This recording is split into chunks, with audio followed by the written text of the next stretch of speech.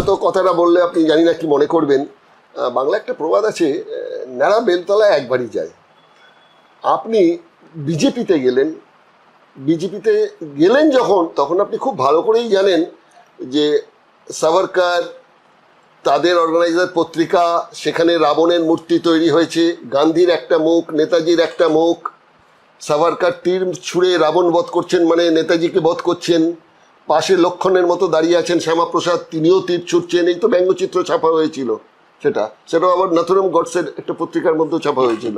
এগুলো আপনি জানতেন, জানার পরেও আপনি ফরওয়ার্ড ব্লকে গেলেন না, কংগ্রেসে গেলেন না, আপনি সরাসরি বিজেপিতে ঢুকে গেলেন। এই বিজেপিতে যাওয়ার সময় আপনার তোমার মনে হয়নি যে এই জনসংঘ বলুন বা এই বিজেপি বলো, এরা তো প্রবলভাবে নেতাজি এবং শরৎ বসু বিরোধী?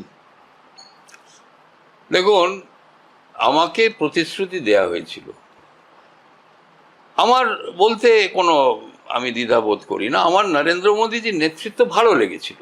উনি যখন এলেন 2014 সালে, তার পূর্বেই আমার ওনার সাথে আলাপ হয়েছিল 2013 সালে, যখন উনি গুজরাটের মুখ্যমন্ত্রী ছিলেন, এবং ওই নেতাজি ফাইল সংক্রান্ত বিষয়ে আলোচনাও হয়েছিল।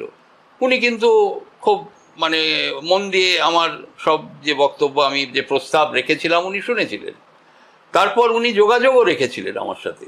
তারপর তো 2014-এ লোকসভা নির্বাচনে ভারতীয় জনতা পার্টি এনডিএ সরকার গঠন করেন, উনি প্রধানমন্ত্রী হয়ে যান।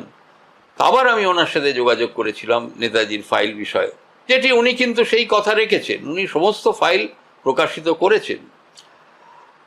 রাজনীতিতে আমার সেইভাবে আসার কোনো ইচ্ছা ছিল না, কারণ মানে আমার পিতা ছিল, সেই সব দিন আলাদা, তখনই খারাপ হতে শুরু হয়েছে, কিন্তু একেবারে নর্দমায় নেমে যায়নি। এখন তো একেবারে তলানিতে ঠেকেছে, এখন আর নিচে যাওয়া তাহলে পাতালে চলে যেতে হবে, এখন উঠতেই হবে ওপরে, আর নিচে যাওয়ার জায়গা নেই।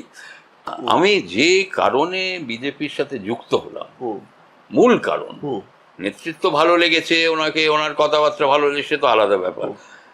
আমাকে প্রতিশ্রুতি দেয়া হয়েছিল, স্পষ্টভাবে আমাকে জানানো হয়েছিল যে দেখুন, আজাদ হিন্দ মোর্চা একটি গঠন করা হবে, সেই মোর্চার দায়িত্ব আপনি নেবেন। এটা ন্যাশনাল মোর্চা, অল ইন্ডিয়া মোর্চা হবে, বাংলার সাথে কিছু নেই। আপনি দিল্লিতে বসবেন আর সমস্ত ভারতবর্ষে বিভিন্ন রাজ্যে আপনি যাবেন এই আজাদ হিন্দ মোর্চা নিয়ে, এবং নেতাজি এবং শরৎ বোসের আদর্শ প্রচার করবেন। এটা আমার দায়িত্ব ছিল। আমি ওই নির্বাচনে লড়তে, সেটা তো বিজেপির শাখা হিসেবেই। হ্যাঁ, আজাদ হিন্দ মোর্চা তো বিজেপির ভেতরে মোর্চা, হ্যাঁ, যেরকম মহিলা মোর্চা আছে বা এসসি মোর্চা আছে, ওই রকম একটি মোর্চা হবে, কিন্তু এটা একেবারে নেতাজির আদর্শ ভিত্তিক মোর্চা, কিন্তু ইন দ্য বিজেপি ফ্রেমওয়ার্ক। তো সেই জন্য আমি যোগদান করলাম। আমি বারংবার এটা নিয়ে অমিত শাহজি সকলের সাথে আলোচনা করেছি, মোহন ভাগবতজির সাথে করেছি, কেউ আমাকে বলেনি এটি সম্ভব নয়। হ্যাঁ, কেউ নেই হোগা আপ কিজিয়ে, আরে কিজিয়ে কি, আপনাকে তো এটা বোধহয় নির্বাচন কমিশনে বোধহয় চিঠি দিতে হয়, আপনি এটা মোর্চা করলে সেল করা যায়, মোর্চার জন্য বোধহয় একটা নির্বাচন কমিশনের একটা সাংগঠনিক একটা লাগে, তো সেটা তো আর আমি করতে পারি, তো সেটা 7 বছর আমি অপেক্ষা করলাম। আপনাকে তো নিয়ে গেছিলেন আপনাদের সিদ্ধার্থ। হ্যাঁ, সিদ্ধার্থনাথ সিং আমাকে বললেন যে আপ আইয়ে, এটা খুব ভালো হবে, এখানে আমরা সরকার গঠন করব, তুমি মুখ্যমন্ত্রী হবে। হ্যাঁ, আমায় মুখ্যমন্ত্রী হবে, আর আমি ইউপির মুখ্যমন্ত্রী হব। যাই হোক, ইউপির মুখ্যমন্ত্রীও হতে পারেনি, কিন্তু মন্ত্রী তো হয়েছিল, কিন্তু আমাকে বলেছিল মুখ্যমন্ত্রী হবে। Disclaimer: the information provided by the speaker, presenter on the IDOT platform, is for general informational purposes only. All information is provided in good faith. However, we make no representation or warranty of any kind, express or implied, regarding the accuracy, adequacy, validity, reliability, availability, or completeness of this information.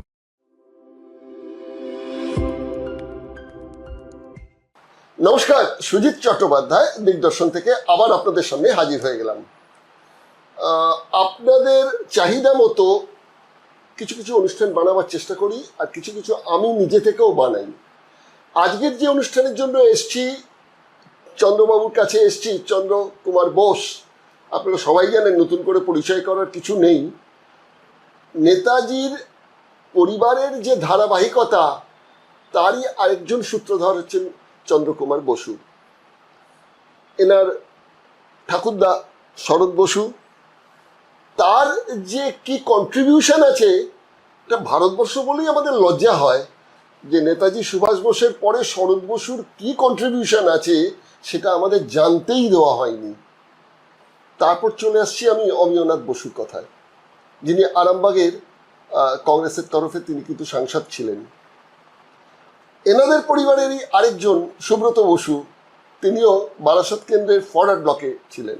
Chandrababu, আপনার কাছে আমার এইটাই প্রথম প্রশ্ন জানতে ইচ্ছে করে যে নেতাজি তো ঠিক আছে, আমি নেতাজিকে এমন একটা জায়গায় রাখছি যে তাকে নিয়ে প্রশ্ন করার জায়গাটা অন্য, কিন্তু এই অমিয়নাথ বোস, সুব্রত বোস, শরৎ বোস, এদের যে ফ্যামিলি ট্র্যাডিশনে আপনি তো রাজনীতিতে আপনার আরো আগে আসার কথা ছিল, এত দেরি কেন? নমস্কার, আপনার দর্শকবৃন্দকে আমার আন্তরিক শুভেচ্ছা। দেখুন, আমাকে তো চাকরি করে জীবন যাপন করতে হয়েছে, পরিবারকে দেখাশুনো করা। কেন, আমার পিতা অমিয়নাথ বোস ব্যারিস্টার ছিলেন, প্রচুর অর্থ আয় করেছিলেন। শরৎ বসু ব্যারিস্টার ছিলেন। অমিয়নাথ বসু তো মানে বিচক্ষণ, তার স্পিচ লোকে দাঁড়িয়ে শুনে নোট নিত। কিন্তু আপনি তো গেছেন কোর্টে সঙ্গে? আমিও গেছি, ওনার ক্রস এক্সামিনেশন জেরা করতে। একদম একদম। কিন্তু দেখুন, আমাদের মানে যা আয় হয়েছিল তারা কিন্তু সব দেশের কাজে লাগিয়ে দিয়েছে। হ্যাঁ, কিছু যদি অর্থ রেখে যেতেন তাহলে হয়তো আমি রাজনীতিতে আমার সুযোগ হতো, আরো আগে আসার সুযোগ পেতাম, কিন্তু সেটি সম্ভব হয়নি। পাপি পেট কা সওয়াল। হ্যাঁ, একেবারে। তো যাই হোক, আপনি যেটি বললেন, অমিয়নাথ বোস আমার পিতা, তিনি আরামবাগ থেকে লোকসভায় তিনি জিতেছিলেন, কিন্তু উনি ফরওয়ার্ড ব্লকের সিম্বল ব্যবহার করে উনি নির্দল হয়ে জিতেছিলেন। এবং উনি সেই সময় খুব বিখ্যাত, ওনারও খুব শচীন চৌধুরী, আপনি নাম শুনেছেন, উনি তখন অর্থমন্ত্রী ছিলেন ইন্দিরা গান্ধীর ক্যাবিনেটে, কেন্দ্রে।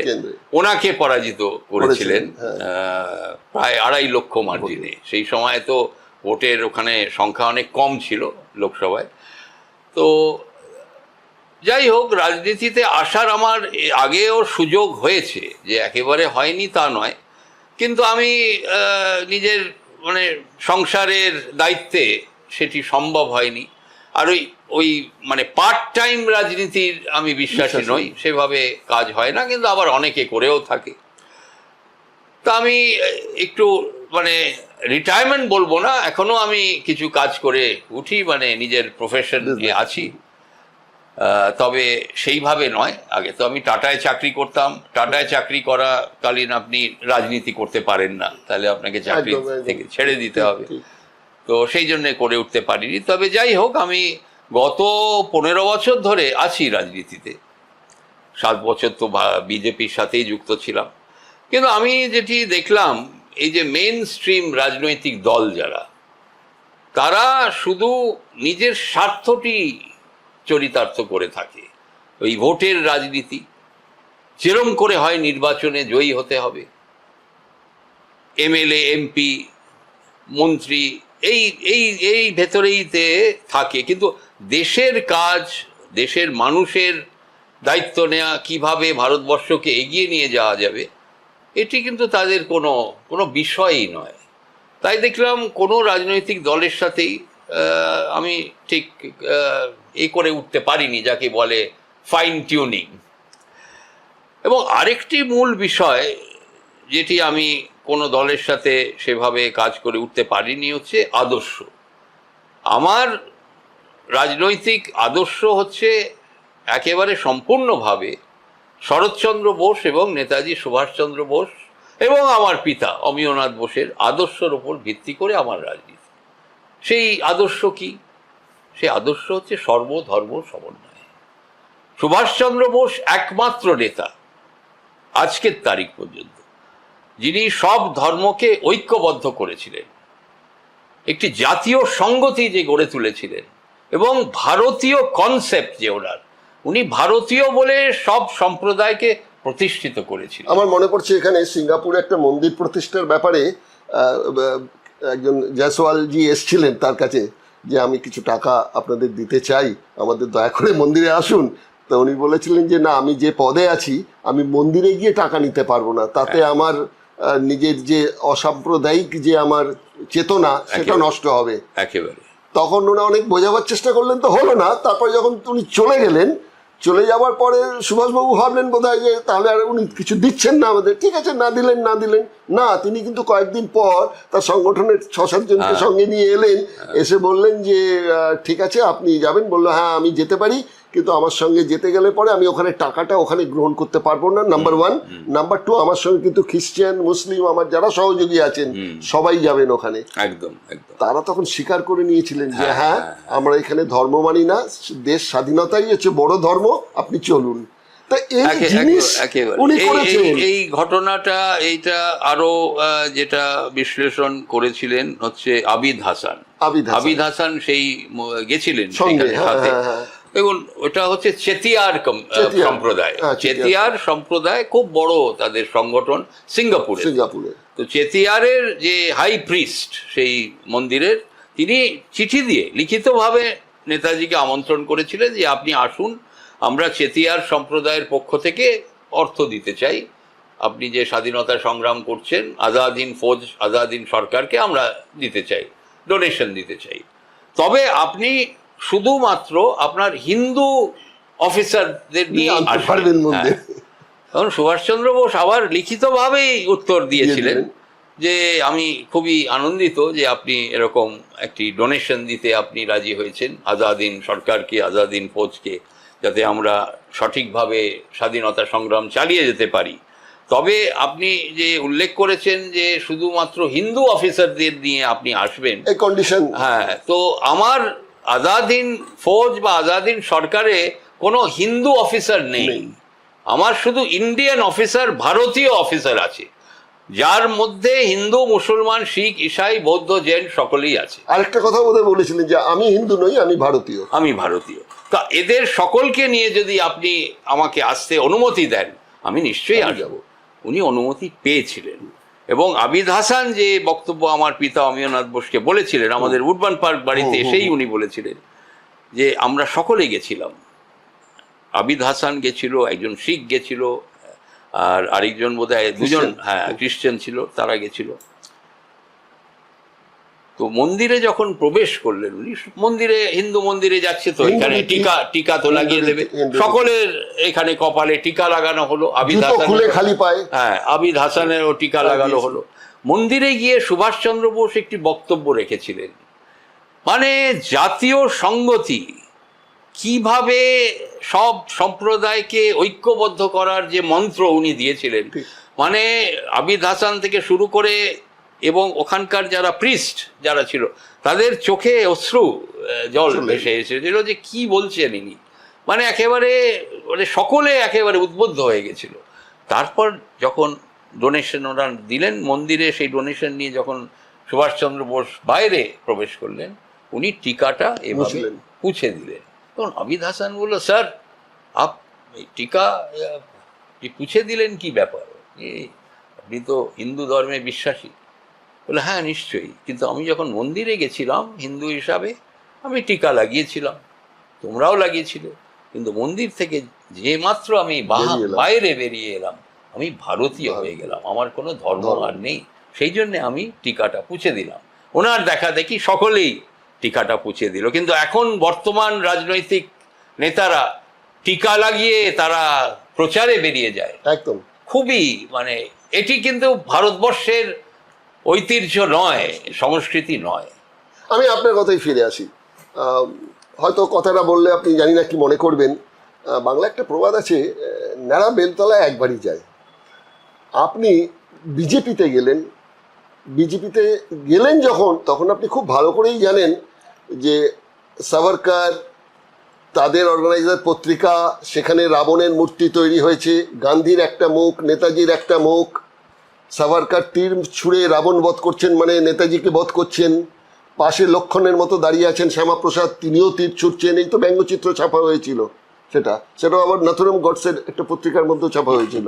এগুলো আপনি জানতেন, জানার পরেও আপনি ফরওয়ার্ড ব্লকে গেলেন না, কংগ্রেসে গেলেন না, আপনি সরাসরি বিজেপিতে ঢুকে গেলেন। এই বিজেপিতে যাওয়ার সময় আপনার তোমার মনে হয়নি যে এই জনসংঘ বলুন বা এই বিজেপি বলো, এরা তো প্রবলভাবে নেতাজি এবং শরৎ বসু বিরোধী? দেখুন, আমাকে প্রতিশ্রুতি দেয়া হয়েছিল, আমার বলতে কোনো আমি দ্বিধাবোধ করি না। আমার নরেন্দ্র মোদীজির নেতৃত্ব ভালো লেগেছিল। উনি যখন এলেন 2014 সালে, তার পূর্বেই আমার ওনার সাথে আলাপ হয়েছিল 2013 সালে, যখন উনি গুজরাটের মুখ্যমন্ত্রী ছিলেন, এবং ওই নেতাজি ফাইল সংক্রান্ত বিষয়ে আলোচনাও হয়েছিল। উনি কিন্তু খুব মানে মন দিয়ে আমার সব যে বক্তব্য, আমি যে প্রস্তাব রেখেছিলাম, উনি শুনেছিলেন। তারপর উনি যোগাযোগও রেখেছিলেন আমার সাথে। তারপর তো 2014-এ লোকসভা নির্বাচনে ভারতীয় জনতা পার্টি এনডিএ সরকার গঠন করেন, উনি প্রধানমন্ত্রী হয়ে যান। আবার আমি ওনার সাথে যোগাযোগ করেছিলাম নেতাজির ফাইল বিষয়ে, যেটি উনি কিন্তু সেই কথা রেখেছেন, উনি সমস্ত ফাইল প্রকাশিত করেছেন। রাজনীতিতে আমার সেইভাবে আসার কোনো ইচ্ছা ছিল না, কারণ মানে আমার পিতা ছিল, সেই সব দিন আলাদা। তখনই খারাপ হতে শুরু হয়েছে, কিন্তু একেবারে নর্দমায় নেমে যায়নি। এখন তো একেবারে তলানিতে ঠেকেছে। এখন আর নিচে যাওয়া, তাহলে পাতালে চলে যেতে হবে। এখন উঠতেই হবে ওপরে, আর ওপর নিচে যাওয়ার জায়গা নেই। তো আমি ভাবলাম একটা প্রচেষ্টা নিয়ে দেখা যাক। আমার কাকাও, সুব্রত কাকার সাথেও আমি ক্যাম্পেইনে গেছি। উনি যখন বারাসাতে ক্যাম্পেইন করেছেন, উনি ওখানে সাংসদ হয়েছিলেন। তো আমি ভাবলাম ঠিক আছে, যখন একটা চেষ্টা করা যাক। এখন সেইভাবে আমার প্রফেশনাল কাজ কমে এসছে। তো যেহেতু এই পরিবার থেকে আসি, অনেকেই বলছে আপনি কিছু দেশের জন্য করুন, খালি নিজের জন্যে তো অনেক করেছেন, এবারে দেশের জন্য কিছু করুন। ঠিক আছে, মানে রাজনীতি করলেই যে দেশের জন্য কিছু করে উঠতে পারবো সেটাও নয়, পারিবারিক ধারাবাহিকতা। হ্যাঁ, সেটা একটাই। কেন, যারা রাজনীতিতে আছে তারা ঠিক দেশের উল্টো রাস্তায় চলেছে, দেশের কাজ তো নয়, অকাজ করে চলেছে। যাই হোক, তো আমি বললাম ঠিক আছে, একটা রাজনৈতিক জায়গাও একটা দরকার, না তো আপনি কাজ করবেন কি করে। আপনার কাছে অফার এলো? হ্যাঁ, আমার সাথে নরেন্দ্র মোদীজির আলোচনা হয়েছিল ফাইল নিয়ে। তখন আমি কথায় কথায় ওনাকে বলেছিলাম যে আমি, অনেকেই বলছে যে আপনার রাজনীতিতে আসা উচিত, আপনি দেশের জন্য কিছু কাজ করা উচিত, এইভাবে কি করে হবে। নেতাজি শরৎ বোস তো প্রাণ বিসর্জন দিয়েছেন, আপনি তো কিছুই করছেন না। তো আমি বললাম আমি ভাবছি একটি দল করব, নেতাজির আদর্শ ভিত্তিক, শরৎ বোসের আদর্শ ভিত্তিক দল। তখনই আমি বলেছিলাম এরকম আজাদ হিন্দ ফ্রন্ট বা আজাদ হিন্দ পার্টি।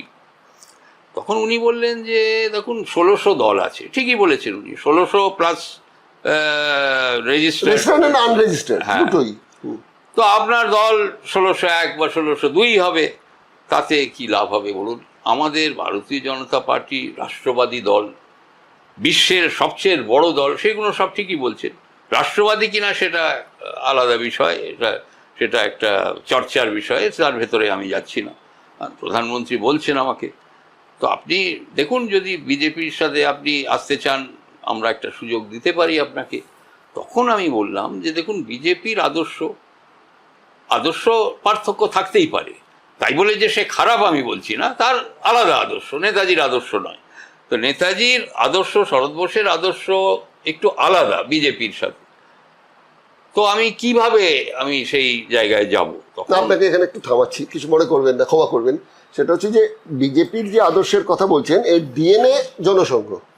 তাহলে ডিএনএ যদি জনসংঘ হয়ে থাকে, এই জনসংঘ কিন্তু চট্টগ্রামেতে নেতাজির সভায় গিয়ে বলেছেন ওই সভায় যাবে না, ওখানে গেলে পরে উল্টো পাল্টা শেখাবে তোমাদের, ওখানে যোগাযোগই করবে না, প্রচার হয়েছে তখন জনসংঘের তরফ থেকে। এবার যদি আপনি চলে যান ব্রিটিশ সেনাতে, সেখানেও তারা হিন্দু সেনা তৈরি করার ডাক দেওয়া হলো, দিয়ে বলা হলো যে নেতাজির আজাদ হিন্দ ফ্রন্ট যে যোগ দেওয়া, ব্রিটিশের সঙ্গে যোগ দিয়ে তোমাদের লড়াই করতে হবে, ব্রিটিশকে বাঁচাতে হবে। এবং এও শোনা যাচ্ছে সে সময় কিন্তু বহু আজাদ হিন্দ বাহিনীর সেনাদের এই হিন্দু সেনারা কিন্তু মেরেছে লড়াইতে, এটাও তো ঘটনা। হ্যাঁ, আছে, এগুলো ইতিহাসে আমিও শুনেছি, পড়েছি। কিন্তু দেখুন, আবার অটল বিহারী বাজপেয়ীর মতো নেতাও তো ছিল ভারতীয় জনতা পার্টি। তিনি সব সম্প্রদায়ের ঐক্য নিয়েও তিনি কথা বলেছেন। তিনি হয়তো একমাত্র ইনক্লুসিভ সেকুলার নেতা ছিলেন বিজেপিতে। আমার পিতা অমিয়নাথ বোসের সাথে খুব গভীর সম্পর্ক ছিল। আমিও ওনার সাথে কয়েকবার সাক্ষাৎ করেছি। আচ্ছা, শোনা যায় অটল বিহারী বাজপেয়ী এও বলেছিলেন যে আমি ওই যে গরু খাওয়া নিয়ে, তখন উনি বলেছিলেন যে এটা তো ভারতীয় গরু নয়, তো অস্ট্রেলিয়ান গরু। আমি এক বিজেপির নেতাকে বলেছিলাম, তিনি বিশ্বাসই করলেন না যে না এরকম ঘটনা না না, উনি খুব উদার মনের মানুষ ছিলেন। আমি বলবো মানে ওনাকে কি বলবো, আমি খুবই শ্রদ্ধা করতাম। আমি তখন টাটায় চাকরি করি, আমি সকালবেলা দিল্লির মর্নিং ফ্লাইটে যেতাম, আমি ওনার সেক্রেটারিকে জানাতাম আমি আসছি। তো আমার দাদু শরৎ বোসের পোর্ট্রেট উদ্বোধন হলো পার্লামেন্টে। সেই সময় বাজপেয়ী অপোজিশন লিডার মনমোহন সিং উদ্বোধন করেছিল। তো আমি সকালে বলে যেতাম যে আমি এরকম আসছি, আমি বাজপেয়ীজির সাথে একটু সাক্ষাৎ করব।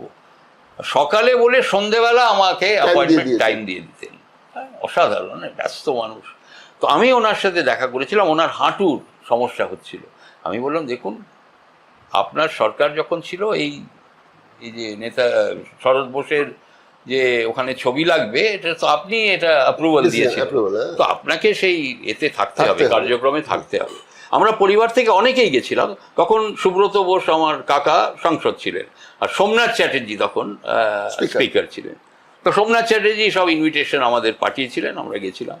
তো বাজপেয়ী বললো দেখিয়ে বেরা তো থোড়া সমস্যা হো রে আমার, দাঁড়াতে পারবো না, হ্যাঁ ঘুটনে নামে প্রবলেম, আর ওখানে পার্লামেন্টের সেন্ট্রাল হলে আবার এরকম ঢালু আছে, তো কি বলবে আসবো এই করবো।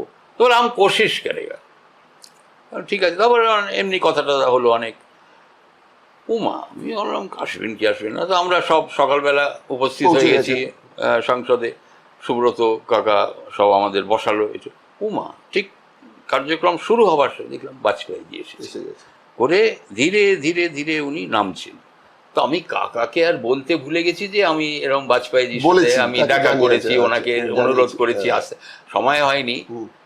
তো কাকা আমাকে আলাপ করিয়ে দিল বাজপেয়ীজির সাথে। আমার ভাইপো चंद्र बोस, भला वो तो मेरा साथ कल शाम को मेरा घर में था, तो उन्होंने बोला যে आपको आने ही पड़ेगा, उसीलिए हम आया है। কি সাংঘাতিক। তো আমার কাকা বোধহয় একটু ক্ষুব্ধ হলো, আমি জানাতে পারিনি। তো সারপ্রাইজ দিয়েছেন, এটাও আছে। তো এইটা আমার মনে আছে যে আমার বলাতে, মানে ওনার হাঁটুর সমস্যা থাকা সত্ত্বেও বাজপেয়ীজি এলেন। তো এরা আলাদা মাপের নেতা। বাংলার সঙ্গে তো তার যোগাযোগ ছিল, তার ওই জামাইও তো বাঙালি ছিলেন। যাই হোক, আমি যেটা বলছি, আমি যে প্রশ্ন আপনি করেছিলেন, আমার কিন্তু নরেন্দ্র মোদীজির নেতৃত্ব ভালো লেগেছিল। উনি একটা ডেভেলপমেন্ট প্ল্যাঙ্কের উপর এসেছিলেন। গুজরাট ডাঙ্গাটাও তো শুনেছেন তার আগে, আর সেটা ছিল। এখন আপনি ভেবেছেন যদি নেতাজি সুভাষের বিষয়টাকে নিয়ে যদি এগোনো যায়? না, আমি যে কারণে বিজেপির সাথে যুক্ত হলাম, মূল কারণ নেতৃত্ব ভালো লেগেছে ওনাকে, ওনার কথাবার্তা ভালো লেগেছে, তো আলাদা ব্যাপার। আমাকে প্রতিশ্রুতি দেওয়া হয়েছিল, স্পষ্টভাবে আমাকে জানানো হয়েছিল যে দেখুন আজাদ হিন্দ মোর্চা একটি গঠন করা হবে, সেই মোর্চার দায়িত্ব আপনি নেবেন। এটা ন্যাশনাল মোর্চা, অল ইন্ডিয়া মোর্চা হবে, বাংলার সাথে কিছু নেই। আপনি দিল্লিতে বসবেন আর সমস্ত ভারতবর্ষে বিভিন্ন রাজ্যে আপনি যাবেন এই আজাদ হিন্দ মোর্চা নিয়ে, এবং নেতাজি এবং শরৎ বোসের আদর্শ প্রচার করবেন। এটা আমার দায়িত্ব ছিল। আমি ওই নির্বাচনে লড়তে, সেটা তো বিজেপির শাখা হিসেবেই। হ্যাঁ, আজাদ হিন্দ মোর্চা তো বিজেপির ভেতরে মোর্চা। হ্যাঁ, যেরকম মহিলা মোর্চা আছে বা এসসি মোর্চা আছে, ওই রকম একটি মোর্চা হবে। কিন্তু এটা একেবারে নেতাজির আদর্শ ভিত্তিক মোর্চা, কিন্তু ইন দ্য বিজেপি ফ্রেমওয়ার্ক। তো সেই জন্য আমি যোগদান করলাম। আমি বারংবার এটা নিয়ে অমিত শাহজি সকলের সাথে আলোচনা করেছি, মোহন ভাগবতজির সাথে করেছি, কেউ আমাকে বলেনি এটি সম্ভব নয়। হ্যাঁ, কেউ নেই হোগা আপ কিজিয়ে। আরে কিজিয়ে কি, আপনাকে তো এটা বোধহয় নির্বাচন কমিশনে বোধহয় চিঠি দিতে হয়। আপনি এটা মোর্চা করলে সেল করা যায়, মোর্চার জন্য বোধহয় একটা নির্বাচন কমিশনের একটা সাংগঠনিক একটা লাগে। তো সেটা তো আর আমি করতে পারি, তো সেটা 7 বছর আমি অপেক্ষা করলাম। আপনাকে তো নিয়ে গেছিলেন আপনাদের সিদ্ধার্থ। হ্যাঁ, সিদ্ধার্থনাথ সিং আমাকে বললেন যে আপ আইয়ে, এটা খুব ভালো হবে, এখানে আমরা সরকার গঠন করব, তুমি মুখ্যমন্ত্রী হবে। হ্যাঁ, আমার মুখ্যমন্ত্রী হবে, আর আমি ইউপির মুখ্যমন্ত্রী হব। যাই হোক, ইউপির মুখ্যমন্ত্রীও হতে পারেনি, কিন্তু মন্ত্রী তো হয়েছিল। কিন্তু আমাকে বলেছিল মুখ্যমন্ত্রী হবে। তো আমার কোনো এসব ইচ্ছে না, ছিল সেটা না। নিশ্চয়ই। আমি তো নির্বাচনের লড়াই আমার ইচ্ছে ছিল না, কিন্তু আমাকে একেবারে মমতা বন্দ্যোপাধ্যায়ের বিপক্ষে দাঁড় করিয়ে দেওয়া হলো। আমি তখন অমিত শাহজিকে বলেছিলাম যে আমাকে থোড়া সময় দিজিয়ে, আমি নির্বাচনে দাঁড়াতে চাই না, কিন্তু যদি একেবারে দাঁড়াতে হয়, আপনি বলছেন আমাকে 1-2 বছর একটু পার্টিটা বুঝতে দিন, তারপর আমি দেখবো। না না, আপ জিত জায়গা হাম বল রে, আপ চেনাও লড়িয়ে। তো ওখানে দাঁড়িয়ে আমার অনেক ক্ষতি হয়ে গেছিল, মানে আমার ব্যক্তিগত নয়, পরিবারের হয়েছিল। তো সেটা অনেকেই জানে। না, না, সেটা তো আছেই, কিন্তু তো দেখুন, যাই হোক, এখন তারপরে আমি আবার দক্ষিণ কলকাতা থেকে যে এই যে লোকসভায়, দক্ষিণ কলকাতা তো কোনো জায়গা নয় 2019-এ দাঁড়ানো, 4,17,000 ভোট পেয়েছিলাম, সেটা ঠিক, অনেক ভোট পেয়েছিলাম, হ্যাঁ, নিশ্চয়ই। কিন্তু জেতার জায়গায় তো আমরা ছিলাম না। দেখুন, কোনো প্রার্থীর জন্য কেউ কিছু জেতে না, পার্টি জেতায়। প্রার্থীর জন্য 25 থেকে 30% ভোট ভালো প্রার্থী হলে পায়। না, আপনার ক্ষেত্রে কিন্তু দুটো কাজ করেছে, একটা হচ্ছে পার্টি, আরেকটা কিন্তু নেতাজি। হতে পারে, এটাও কাজ করেছে দেখুন, একটা। এটাও মানতে হবে, মানুষের সেন্টিমেন্ট তো ছিল একটা। আমাকে মানতে হবে। আমি ভারতবর্ষে যেখান থেকেই দাঁড়াই 25,000 ভোট আমি আমার বেস, সেটা আমি পাবো, অন্য কেউ পাবে তাই না। তো, তাই তো। কিন্তু তারপরে তো হ্যাঁ, তারপর তো দলীয় অনেক অঙ্ক আছে, সংগঠন, অনেক দলীয় অঙ্ক আছে। সংগঠন, পার্টির কি স্ট্রেংথ সেটা লাগবে, আবার কত কি রিগিং হচ্ছে ওদিক থেকে, অনেক রকম ব্যাপার হয়েছে। আসলে এখান থেকে আমি যে কথা আসতে চাইছি, সেটা হচ্ছে গিয়ে আমাদের কবি সুভাষ বলছি, সুনীল গঙ্গোপাধ্যায় বলেছিলেন কেউ কথা রাখেনি।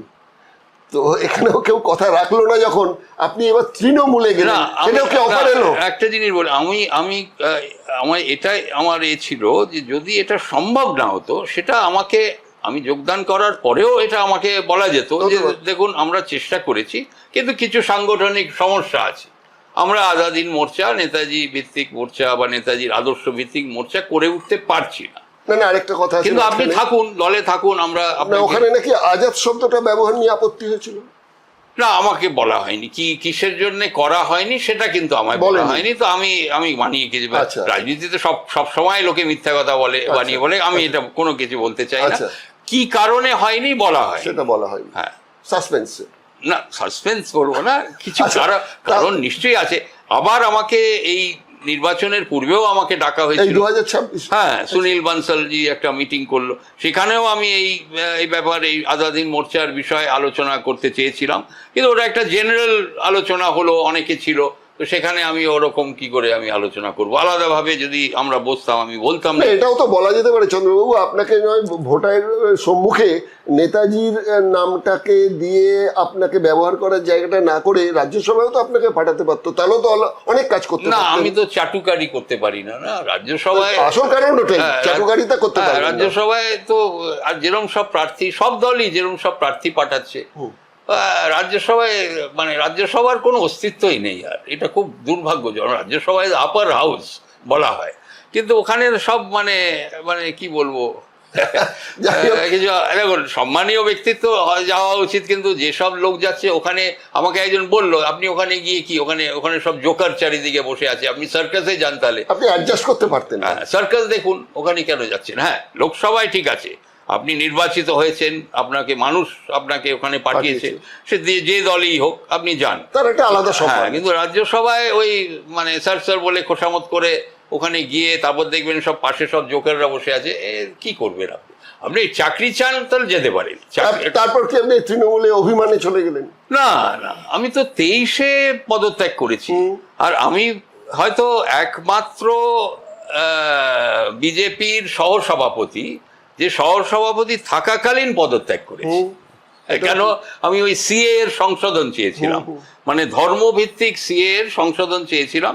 নিশ্চয়ই যারা অত্যাচারিত হয়েছে, এই বাংলাদেশ বলুন, পাকিস্তান বলুন, আফগানিস্তান, ওদের আপনি ফাস্ট ট্র্যাক সিটিজেনশিপ নিশ্চয়ই দেবেন, কিন্তু আপনি ধর্মকে চিহ্নিত করছেন কেন?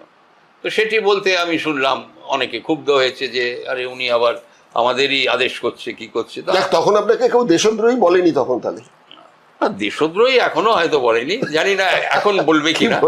তো যাই হোক, আমি যেটা বলছি, আমি কিন্তু চেষ্টা করেছি বিজেপিতে, এই নয় যে আমি একেবারে 7 মাসে বা 7 দিনে পালিয়ে গেছি। এখন তো 7 দিন অন্তর মানুষ দল বদলায়। আপনি অনেকদিন ছিলেন। আমি ছিলাম, আর তারপরে দেখুন টিএমসিতে যাওয়ার উদ্দেশ্য হচ্ছে আমি শ্রীমতী মমতা বন্দ্যোপাধ্যায়ের সাথে দেখা করেছি, সাক্ষাৎ করেছিলাম, আমার রাজভবনে দেখা হয়, এদিক ওদিক সব।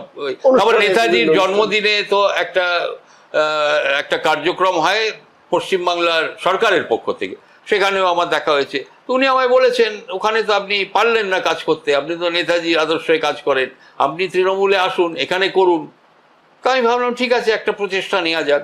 কিন্তু নির্বাচনের, অনেকে বলে উনি নির্বাচনে হেরে গেলেন বলে, আমার নির্বাচনের সাথে কোনো সম্পর্কই নেই। আমি যদি নির্বাচনের নমিনেশন চেয়ে, তখন নমিনেশন হয়ে যাওয়ার পরে আমি যোগদান করেছি। তাই তো। তো আর আমার রাজ্যসভা যাওয়ারও কোনো ইচ্ছা নেই।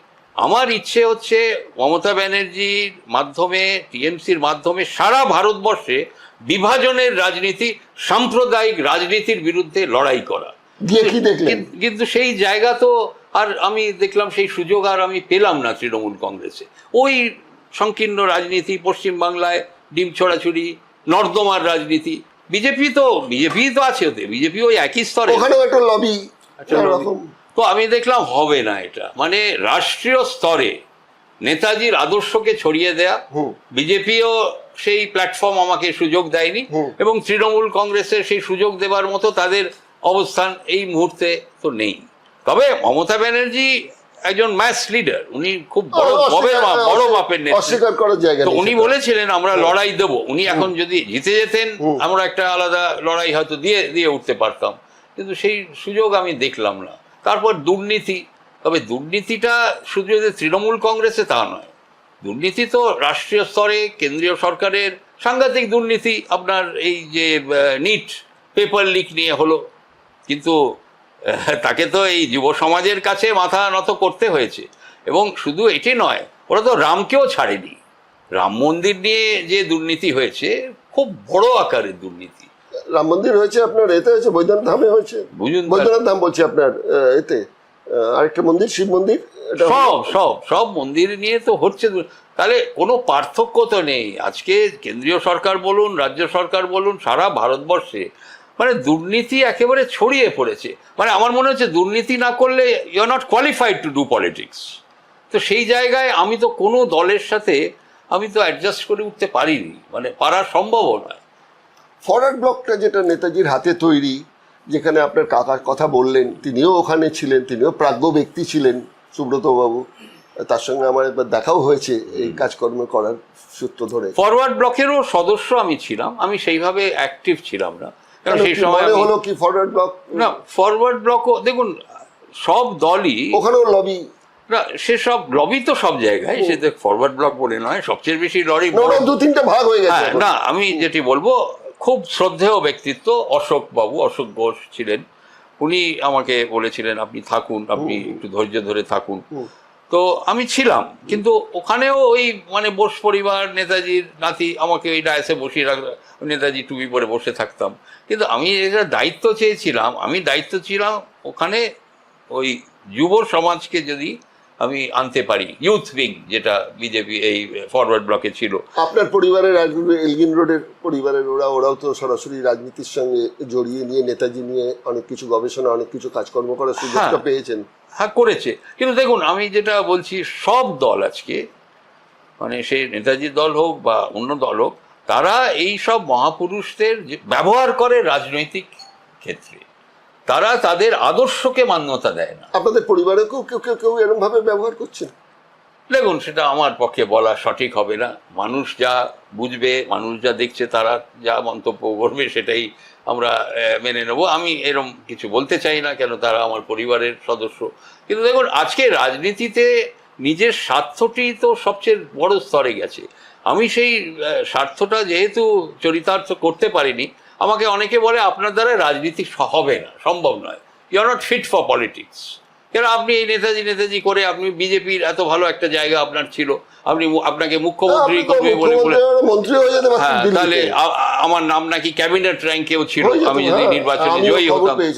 কিন্তু আপনি এই নেতাজি নিয়ে করে সব জিনিসটাকে ঘোলাটে করে দিলেন। নেতাজিটাকে বাদ দিন একটু। হ্যাঁ, নেতাজি বাদ দিন। কিন্তু আমি এই নয় যে আমি চেষ্টা করিনি, আমি করে উঠতে পারিনি, মানে একটা ইনার সেন্স, কনসিয়েন্স, ওটা একটা করেছে আর কি। যাই হোক, এখন কি করা যাবে। কিন্তু দেখুন, আমি যেটা বলি, আমার কথা বাদ দিন, আজকে ভারতবর্ষ যেভাবে পরিচালনা হচ্ছে রাজনীতি, যেভাবে সব দলরা পরিচালনা করছে, ভারতবর্ষকে রক্ষা করার একটা সময় এসে গেছে। এইভাবে যদি চলে ভারতবর্ষই থাকবে না। কি রাজনীতি, কি দল, কি সরকার? কেন এই যে বিভাজন করে করে আমরা যেটা দেখছি, যে সব রাজ্য রয়েছে আলাদা আলাদা রাষ্ট্র করে তোলার একটা প্রচেষ্টা চলছে। এই যে বাংলায় যে কি মহারাজ বলছেন, অনন্ত মহারাজ, সে যে এই রাজবংশী সম্প্রদায়ের আর বাঙালি সম্প্রদায়ের সাথে একটা বিচ্ছেদ করার আমার মনে হচ্ছে প্রচেষ্টা করেছে। নেতাজি শুধুমাত্র নেতাজিকে ব্যবহার করেছে। নেতাজি কেন, সকল এই সব মহাপুরুষদের, ন্যাশনাল আইকনদের সব রাজনৈতিক দল ব্যবহার করে ওদের রাজনৈতিক ফায়দার জন্যে। সেই ফায়দা হলে আবার ছুঁড়ে ফেলে দেয়। আপনার কি মনে হয় অনন্ত মহারাজ নিজে থেকে সবকিছু করেছেন, না তাকে দিয়েও কটা করানো হয়েছে? আমার মনে হয় নিশ্চয়ই এর পেছনে আরো অনেকে আছে। অনন্ত হ্যাঁ, অনন্ত মহারাজের এত দাল মে কালা জরুর হ্যায়, রাজনীতি মে দাল মে কালা রেতা হ্যায়, মানে ওটাই এখন যেটা মানে কি বলবো একটা স্বভাবে দাঁড়িয়ে গেছে।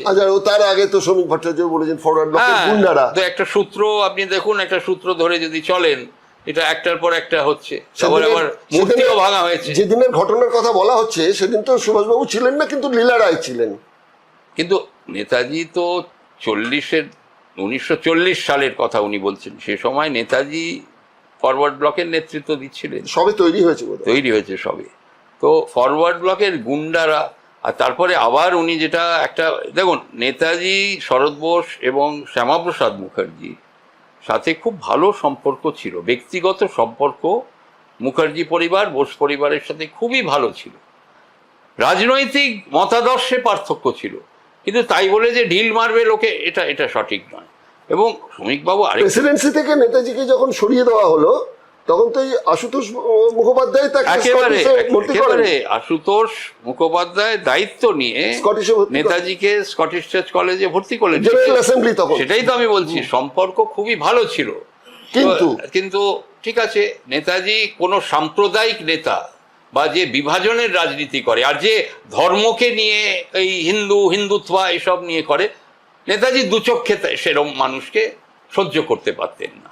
আপনার কাছে আমার আরেকটা প্রশ্ন জানার ছিল, এটা বিশেষভাবে প্রশ্ন। এই যে অনন্ত মহারাজের কথা বললেন, উনি নেতাজির সম্বন্ধে এইগুলো বলতে গিয়ে কতগুলো রেফারেন্স দেখিয়েছেন। তার মধ্যে একটা রেফারেন্স দেখিয়েছেন শরৎ বসুর Indian independence movement in east Asia বই।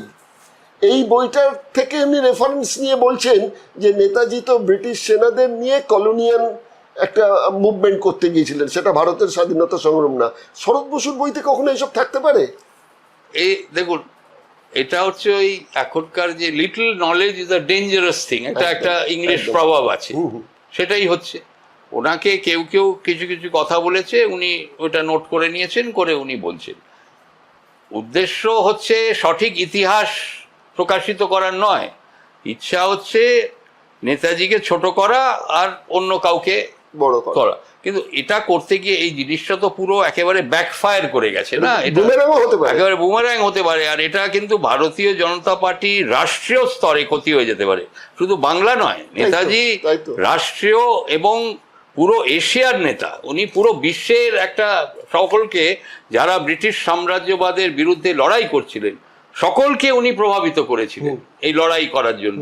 তো নেতাজি লাভার্স বা আপনি নেতাজি অনুগামী সারা বিশ্বে আছে।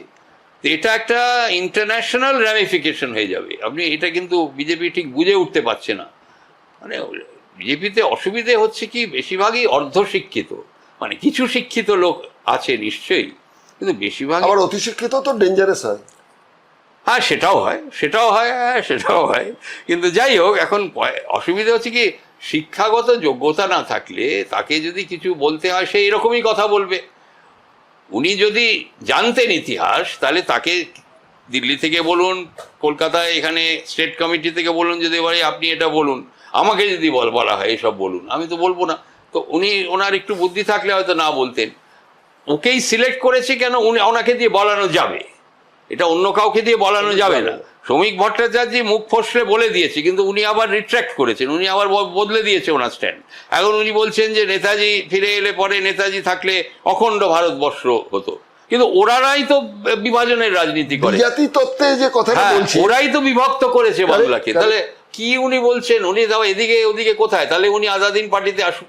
এটাও তো ওই শরৎ বসু যেহেতু তখন জেলে, সেই সুযোগটাও তো নিয়েছে তখন। নিয়েছে। আচ্ছা, আপনি এটা কি মনে করেন যে সত্যি সত্যি কি দুই বাংলার দ্বিজাতি তত্ত্বে ভাগ হয়েছিল, নাকি, যেটা আমার একটা অনুমান আছে, যদি ভুল হয় ধরিয়ে দেবেন, সেটা আমার মনে হয়েছে যে উচ্চ বর্ণের ব্রাহ্মণ্যবাদী বাঙালি ইন্টেলেকচুয়াল ক্লাস দেখছে দুটো বাংলা একসঙ্গে থাকলে, তখনকার দিনে তো আর মুখ্যমন্ত্রী ছিল না, প্রধানমন্ত্রী, তাহলে ওই ফজলুল হক বা ওই আমাদের নিজামুদ্দিন যারা যারা ছিলেন ওই রকমও, তাহলে যদি জয়েন্ট হয় তাহলে ওরা পার্সেন্টেজে বেশি, তাহলে মুখ্যমন্ত্রী তো হয়ে যাবে নয় ওই যোগেন মণ্ডলদের মতন কয়েকজন, আর না হলে মুসলিমদের মধ্যে কয়েকজন। তাহলে উচ্চবর্ণের হিন্দুত্ববাদী ব্রাহ্মণ্যবাদীরা তারা এটাকে ভাঙলো তাদের ওই ব্যক্তিগত স্বার্থের কথা ছিল। আপনার কোনটা মনে হয়? হ্যাঁ, এটা আছে, এটা নিয়ে চিন্তা ভাবনা করা উচিত যে এই যে বিভাজন হয়েছিল, দেখুন পশ্চিমবাংলার মানুষ, পশ্চিম বাংলা নয়, তখন তো অবিভক্ত বাংলা, অবিভক্ত বাংলার সাধারণ মানুষ কিন্তু চায়নি না। ওই ভোট যেটা হয়েছিল একটা সেকশন, মানে ভেরি মাইনর ফ্র্যাকশন, একদম, যারা সাম্প্রদায়িক নেতা ছিল। কংগ্রেসের ভেতরেও তো অনেক সাম্প্রদায়িক নেতা ছিল, এবং রাহুল গান্ধী সেদিনও স্বীকার করেছেন যে আমাদের মধ্যে এখনো আরএসএস আছে হয়তো, হ্যাঁ নিশ্চয়ই বলেছেন উনি, ঠিকই বলেছেন হয়তো। কিন্তু আমি যেটা বলেছি, বাংলা যদি অবিভক্ত থাকতো, সভারেন বাংলা প্রথমে হতো, তারপরে ভারতবর্ষের সাথে জুড়ে যেত। এটাই শরৎ বোসের প্ল্যান ছিল। এখন শ্যামাপ্রসাদ মুখার্জির মতো মানে কি বলবো সাম্প্রদায়িক নেতা, তার মাথায় কি ঢুকে গেল যে পুরো বাংলা, শ্যামাপ্রসাদকেই বা একা দোষ দিচ্ছেন, ওর তো একটা ভোট, কিন্তু উনি বাকি 56 জন উনি কন্ট্রোল করলেন। যাদের একটা ভোট বা যাদের কোনো অস্তিত্ব না থাকে তারা আওয়াজটা বেশি করে। উনি আওয়াজটা বেশি করেছিলেন। ওনার কোনো অস্তিত্ব ছিল না, ওনার একটি ভোট থাকলেও যা, না থাকলেও তাই। এটা কংগ্রেস এবং তার সাথে বামপন্থীরাও সমর্থন করেছিল, ভুল করেছিল, এটা ওনারা ভুল করেছিল। এখন হয়তো বুঝতে পারছে সেই সময় বাংলা অবিভক্ত থাকলে আজকে বাংলা একটা পাওয়ার সেন্টার হয়ে গড়ে উঠতো। আমাদের প্রায় 130-140 জন সাংসদ লোকসভায় যেত বাংলা থেকে। তো উত্তরপ্রদেশের যে পজিশন, বাংলা আরো অনেক এগিয়ে থাকতো।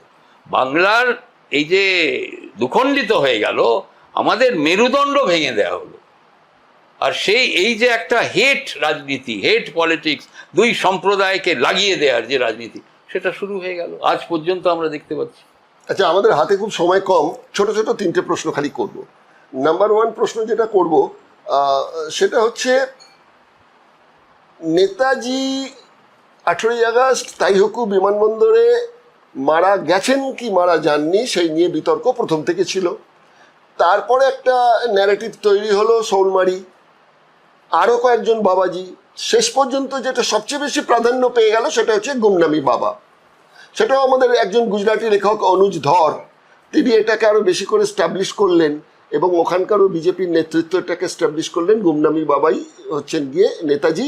এবং আপনাদের পরিবারেরও কয়েকজন গিয়ে বলেছেন, না হলে এত মেটেরিয়াল ওনার ঘর থেকে পাওয়া গেল কি করে।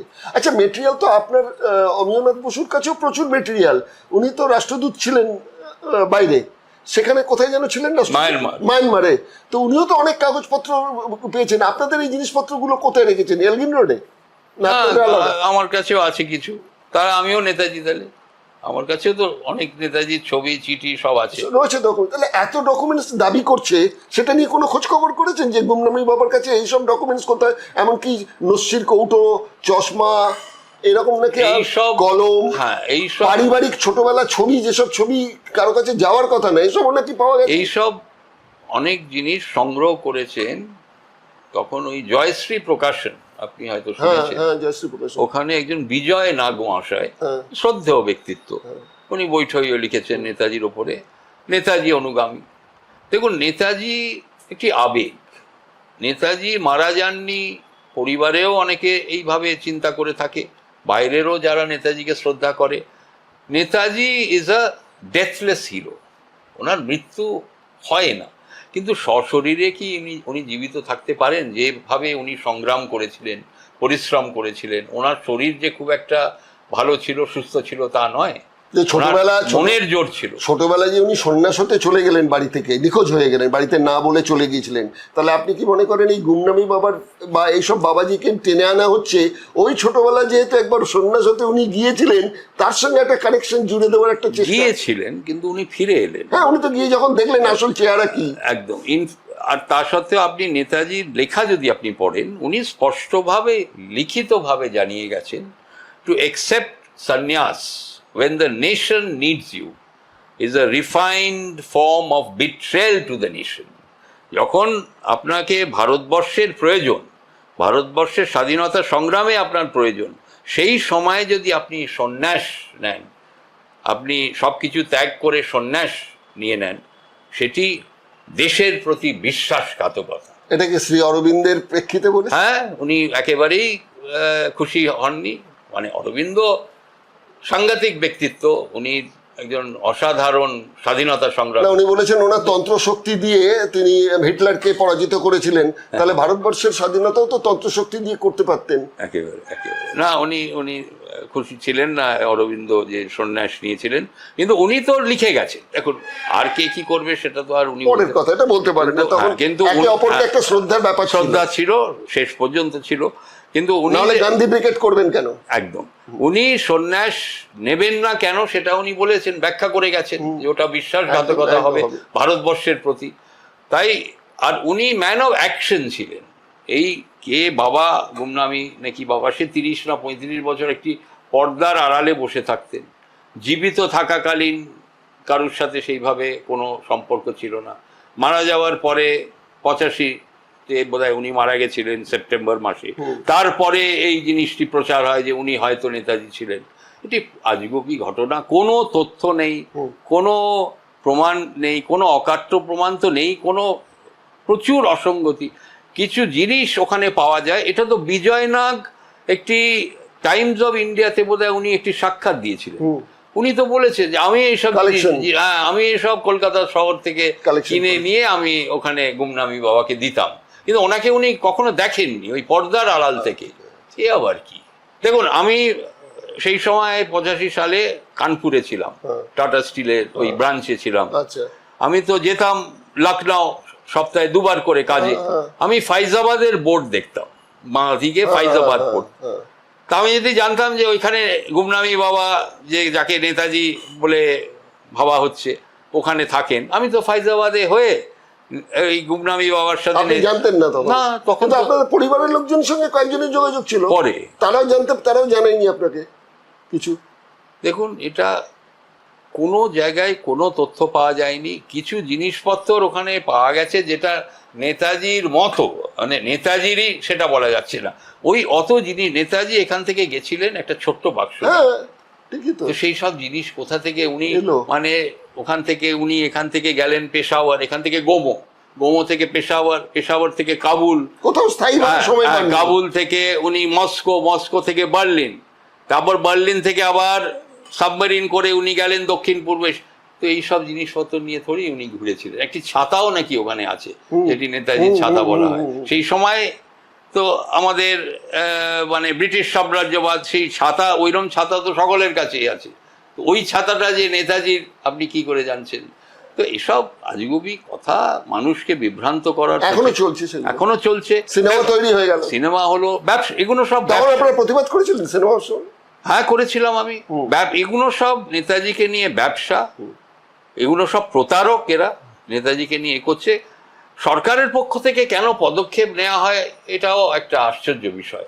কেন সরকার তো প্রতিষ্ঠিত করে দিয়েছে যে ওনার মৃত্যু ঘটেছিল 18 অগস্ট 1945-এ, এবং ওনার চিতাভস্ম সুরক্ষিত রাখা আছে রেঙ্কোজি মন্দিরে। এবং নরেন্দ্র মোদীজি খুব গুরুত্বপূর্ণ কাজ করেছে, অজানাভাবে করেছেন কিনা আমি জানি না, কিন্তু উনি করেছেন। সমস্ত গোপনীয় নথি উনি প্রকাশিত করেছেন। না, নিন্দুকরা আবার বলে যে উনি প্রকাশিত করবার জন্য এটাই করেছেন, যেটা হচ্ছে যে কংগ্রেসের কোথায় কোথায় ফল্ট আছে সেই ব্যাপারগুলো যাতে পরিষ্কার হয় আরো কাছে। এটি আমার জানা নেই, তো আমি কোনো, হতে তো পারে, হতেই পারে, কিন্তু যেটা হয়েছে অজানায় ভাবেই হয়েছে হয়তো। যে 11টি আরো রিপোর্ট উঠে এসছে, 12টি এনকোয়ারি রিপোর্ট আমরা দেখেছি। 11:1 11টি রিপোর্ট অকাট্য প্রমাণ দিয়ে বলেছে যে ওনার মৃত্যু ঘটেছিল, ওনার চিতাভস্ম রাখা আছে রেঙ্কোজি মন্দিরে। এবং জাস্টিস মুখার্জি যে বলেছেন যে ওনার একটি রিপোর্ট খালি উনি বলেছেন বিমান দুর্ঘটনা ঘটেনি আর চিতাভস্ম ওনার নয়, উনি কিন্তু কোনো অকাট্য প্রমাণ দিয়ে দিতে পারেননি। উনি যে বলেছেন প্রচুর অসঙ্গতি রয়েছে।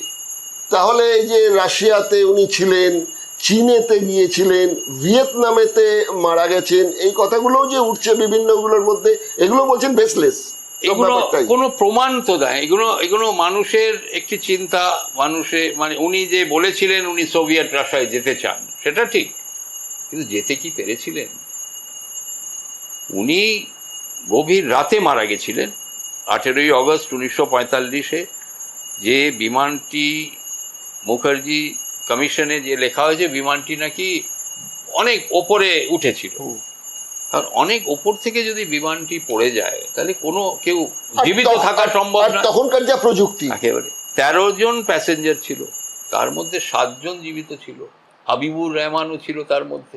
উনিও তো কিন্তু মারা যাননি, তখন কিছুই হয়নি না, উনিও মারা যাননি। ওনার কি হয়েছিল, উনি বসেছিলেন পেট্রোল ট্যাঙ্কের ওপরে, ওখানে ওটা তো একটা পুড়ে গেছে পুরো। হ্যাঁ, পেট্রোল ট্যাঙ্কটা বাস্ট করে যায়।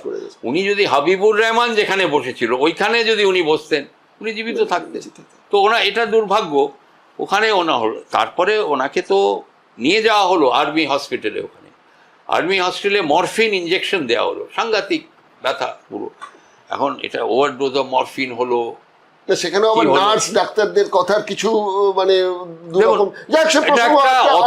ফর্মাল হসপিটাল নয়, একটা সামরিক একটা ওয়ার টাইমে একটা চিকিৎসা কেন্দ্র, সামরিক চিকিৎসার একটা জায়গা।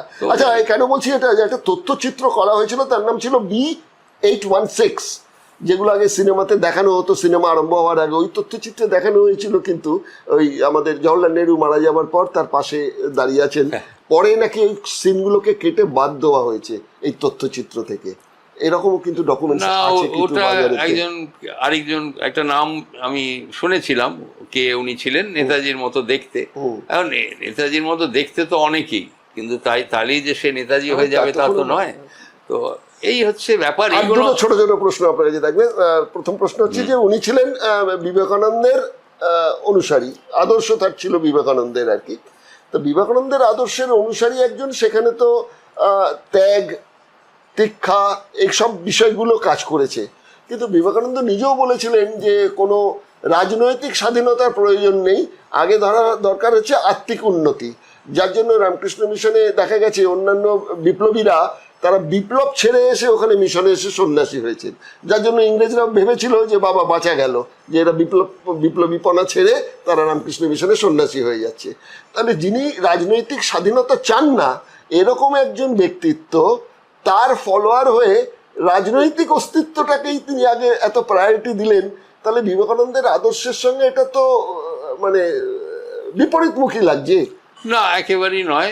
দেখুন, স্বামী বিবেকানন্দর যে আদর্শ, স্বামী বিবেকানন্দ হিন্দু ধর্মে বিশ্বাসী ছিলেন, কিন্তু উনি যখন শিকাগো কনফারেন্স উনি গেছিলেন, যখন উনি ওখানে ওই সম্বর্ধনা ওনাকে দেওয়া হয়েছিল, উনি বলেছিলেন brothers and sisters of America.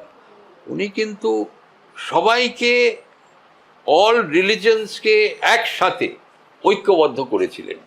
সেই আদর্শ সুভাষচন্দ্র বোস নিয়েছিলেন।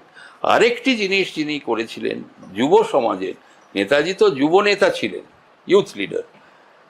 এই যে arise awake and stop not till your goal is reached, ওঠো জাগো, আর যতক্ষণ আপনার উদ্দেশ্য, আপনার যে স্বাধীনতা সম্পূর্ণ না হয়, লক্ষ্য পূরণ না হলে আপনি চালিয়ে যাবেন। এই আদর্শগুলো নেতাজি স্বামীজির কাছ থেকে নিয়েছিলেন। স্বামীজির সব আদর্শ যে উনি নিয়েছিলেন সেটাও ঠিক নয়, কিন্তু ওনার যেটা মনে হয়েছে যে এটা প্রয়োজন দেশের জন্য, সেগুলোকে উনি গ্রহণ করেছেন। মানে পুরোপুরি অন্ধ ভক্ত নয়। আজকে ওই অন্ধ ভক্তর জন্যই দেশের আজকে যে অবস্থা, মানে দেশটি প্রায় মানে গোল্লার পথে চলেছে। তো এই অন্ধ ভক্তর প্রয়োজন নেই আমাদের। যদি এই নেতাজি আর শরৎ বোস ভিত্তিক রাজনৈতিক দল হয়, আমি কোনো অন্ধভক্ত চাই না। যেই আসবে সে নিজের আদর্শ নিয়ে কাজ করবে, কিন্তু হ্যাঁ, ঐক্যবদ্ধতা এবং সর্বধর্ম সমন্বয় এটি কিন্তু তাদের মান্যতা দিতে হবে। কিন্তু একেবারে অন্ধভাবে যা করতে বলা হবে তারা সেই ঝাঁপিয়ে পড়বে, এটি নেতাজিও চাইনি, আমরা কেউই সেটি চাইনি। শেষ প্রশ্ন, আজাদ হিন্দ সংঘ শরৎ বসুর সৃষ্টি না, অমিয়নাথ বোস। অমিয়নাথ বোসের সৃষ্টি, তারপরে সেটা মাত্রা পায়নি তখন, এটাকে আপনি আবার সামনে নিয়ে আসছেন, এটা তো আপনার তো মানে বলতে হবে এখনো এই বয়সে আপনি এইরকম একটা চ্যালেঞ্জের দিকে যাচ্ছেন, এটা তো আপনাকে বলতে হবে বেশ মানে মানসিক সাহস আপনার খুব রয়েছে। না দেখুন, এই সাহসের আমার নয়। ওটা কি নেতাজির রক্ত গায় বলে? না না, এটি আমার দল নয়, না এটি আমার দল একেবারেই নয়, এটি যুব সমাজের দল। তারা দায়িত্ব নিতে প্রস্তুত হয়েছে, তারাই যদি দায়িত্ব নেয় তাহলেই এই দল প্রতিষ্ঠিত হবে। যদি নেয় বলছেন কেন? এখনো ঠিক আমি হয়নি? এখন জানি না, মানে প্রসেসে রয়েছে, এখনো তো দল রেজিস্ট্রেশন হয়নি, প্রতিষ্ঠিত হয়নি, কিন্তু অনেকেই ইচ্ছা প্রকাশ করেছে, এসেছে, দেখা করেছে, দেশ বাঁচাবার কাজে তারা নিজেকে নিযুক্ত করতে চায়। মানে সেই ক্রেজটা আপনি বুঝছেন যে ক্রেজটা আছে এখন, আর এই মুহূর্তে আছে। কেন সব যে সরকার, কেন্দ্রীয় সরকার বলুন, রাজ্য সরকার বলুন, অপদার্থতা, তাদের এই যে অপদার্থতা শিক্ষার ক্ষেত্রে বলুন, স্বাস্থ্যর ক্ষেত্রে বলুন, শিল্পর ক্ষেত্রে বলুন। অপদার্থতার সঙ্গে কি অজ্ঞতা কথাটাও জুড়বেন নাকি? হ্যাঁ, জুড়তে পারেন, কিন্তু মানে যুব সমাজ মানে কোনো আর কিছু আশা করে না এই বর্তমান যে রাজনৈতিক ব্যবস্থা বা সরকার, তাই তারা একটা বিপরীত, একটা ঐক্যবদ্ধতা, সুভাষচন্দ্র বোসের যে নিষ্ঠা, শরৎ বোস যে রাস্তা দেখেছিল যে সব মানে কিছু অখণ্ড রাখার, সেই প্রচেষ্টা নিতে আজকে যুব সমাজ জেগে উঠেছে।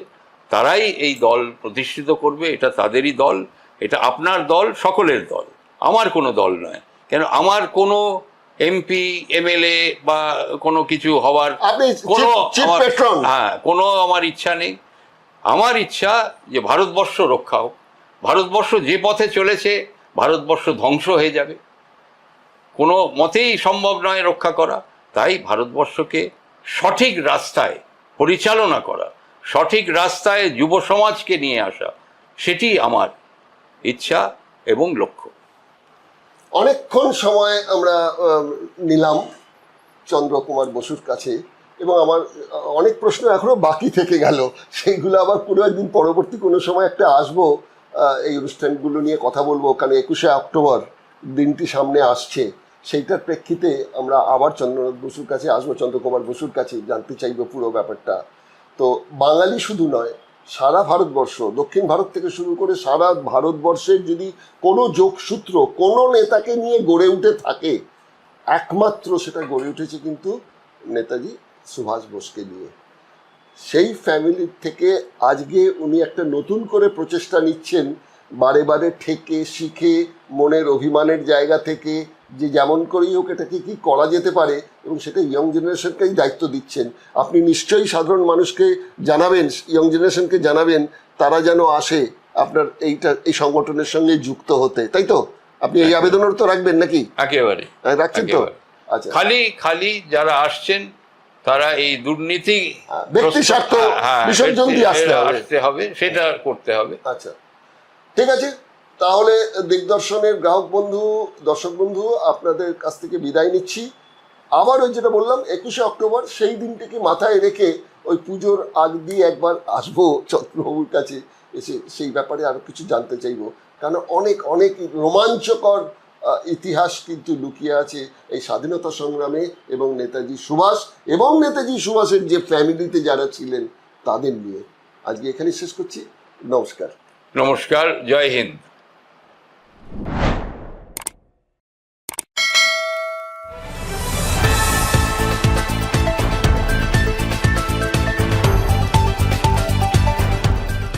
রংহীন সংবাদ আর অজানা তথ্যের জন্য দেখুন দিগদর্শন, 10-এর পাশে, দেশের সাথে।